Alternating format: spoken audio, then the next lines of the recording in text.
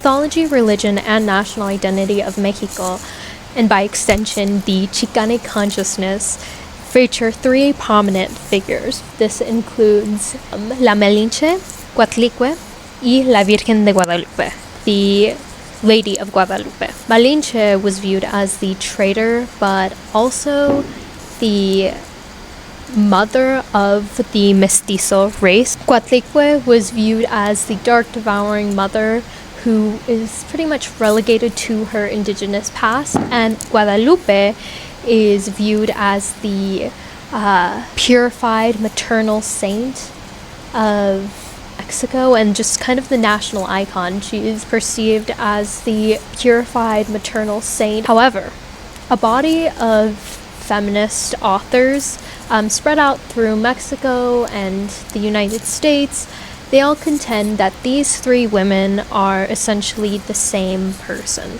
especially considering that they all form a different female archetype. They perform differing roles, including creation, mediation, suffering, and transformation, but also the reclamation through various mythological, historical, and religious lenses. The Aztec cosmological account recognizes Coatlicue, whose name is translated as She of the Serpent Skirt, as the goddess of fertility, birth, and death.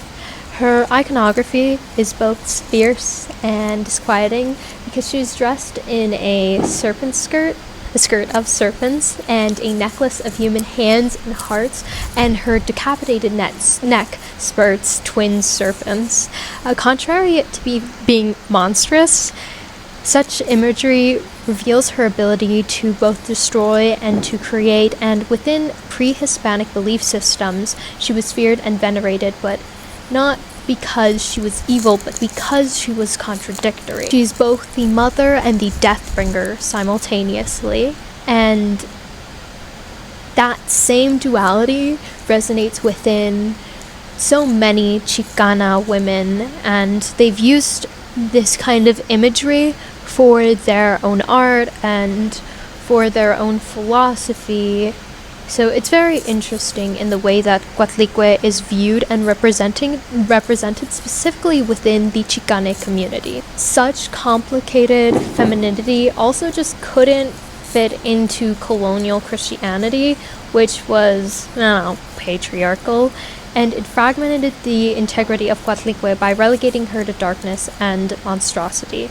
According to a very famous Chicana feminist philosopher, Gloria Anzaldúa, quote, "The colonial lens divided who had been complete into negatives such as Anzaldúa and qianwenyuyu." I completely butchered the pronunciation of that. I'm gonna have it written down so you guys can see how it is written. Yeah, I just completely butchered their names. So in the comments, please tell me how to pronounce it well. I can't figure it out. I've been trying for the past hour of, but I just can't, sadly. And in this way, they also completely erased her from the national consciousness, and that is political erasure. It overwrites indigenous spirituality authority with colonial sanctioned figures such as La Virgencita, the Virgin Mary. However, Coatlicue survives and is encrypted into so many other symbols within Mexican identity. Her image, though, it's repressed. It's not inactive, but it's kind of waiting for cultural reactivation.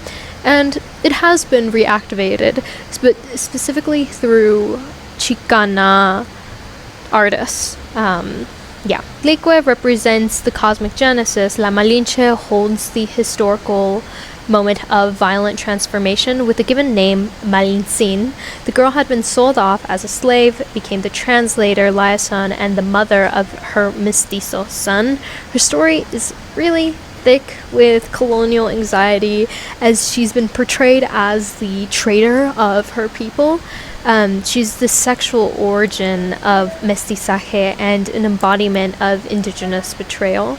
Modern Chicana feminists, however, do not agree with the patriarchal interpretations of her, as Sandra Cisneros and Cheri Moranga posit.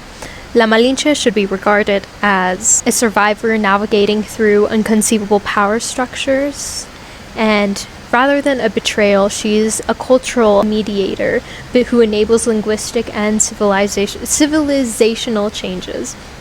Her body is a symbol of violence, of cultural fusion, as is Coatlicue, and the vilification of Coatlicue is similar to that of La Malinche. Both are punished for their sexual and creative agency, and Coatlicue because she had been given birth to the gods without consent of men, and Malinche because she gave birth to the mestizo son of the colonizer. Their similarities are striking, and both are mothers, and they're two mediators between life and death, culture and conquest, and both have been rewritten by dominant ideologies that seek to control and to sanitize what it means to be feminine and what it means to have feminine power. In 1531, La Virgen de Guadalupe is said to have appeared in front of an indigenous man, Juan Diego, at Tepeyac Hill, where the temple to the Aztec earth goddess Natzin was formerly located. This geographical overlap isn't identical, but scholars like Jeanette Peterson tend to believe that Guadalupe is a synchronic continuation of the pre-columbial goddess to have survived under colonial Christianity. Her image integrates Aztec cosmetology. She's clothed in stars, and she's standing on the moon and surrounded by solar rays. She's very beautiful. Her very indigenous name, Coatlicue, correct me if I'm wrong, also seems very close to Coatlicue. Like Gloria Anzaldúa argue that Guadalupe is a reimagination of the figure of Coatlicue. Guadalupe's maternal authority is therefore non-indigenous and non-Catholic, but at the same time suppressed and exalted. She is performed into a politically safe vessel of feminine veneration and a domesticated Coatlicue that the patriarchal and colonial authorities find acceptable. Nonetheless, her inner strength by underlying power remain. She reemerges in Chicana or Chicano or Chicane activism, but not simply as a passive virgin, but as a representative of social good and spiritual strength. Guadalupe is another mother, like La Malinche and Coatlicue, but a mother of the Mexican nation and of the modern mestizo Mexican. However, in contrast to the Europeanized Virgin Mary, which is white, European, and based on synchronism, she's indigenous, of dark color, and in that respect, she completes the triad. She's the spiritual crystallization of the violent birth that the Malinche midwife and the cosmic power that emanated within Coatlicue. Coatlicue, Guadalupe, and La Malinche are deeply interwoven.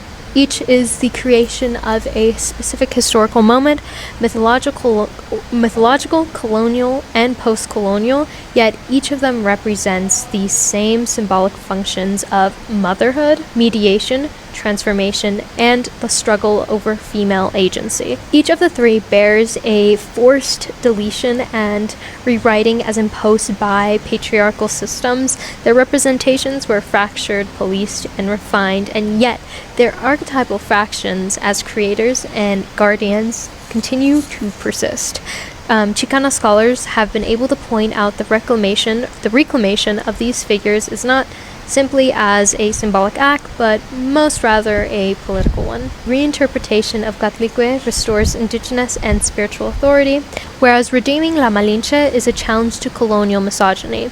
The reclamation of Guadalupe repositions her into a hybrid resistant figure that affirms Mestiza and Borderland identities.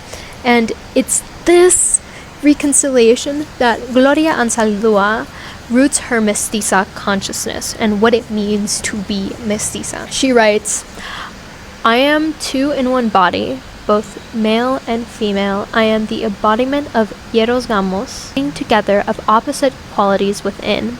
And in recognizing their unity, she reframes femininity not as fractured, but as multifaceted and whole.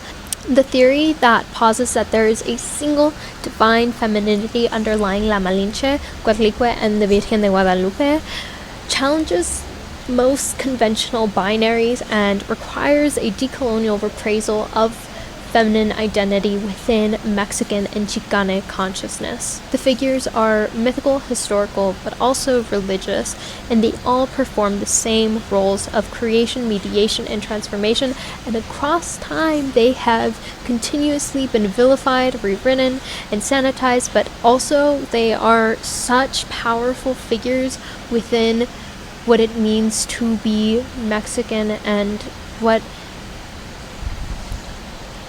has been almost a base of Mexican philosophy. And although this might be a more anthropological account of these three women, they do still serve as a base behind Chicana or Chicane or Chicano philosophical literature. Not literature, but philosophical writing? I don't know. Thank you for watching. I haven't made a video in a very long time, and so I've had this essay done for the longest time. I just haven't had the time to just sit down, record, but I thought today would be a great time to, because I'm currently in Mexico with my grandma. These are my chola bands, but yeah, I'm currently here, and I thought, you know what, this is a pretty location. Why don't I record? I also have pink hair now, unlike my other videos. Bye!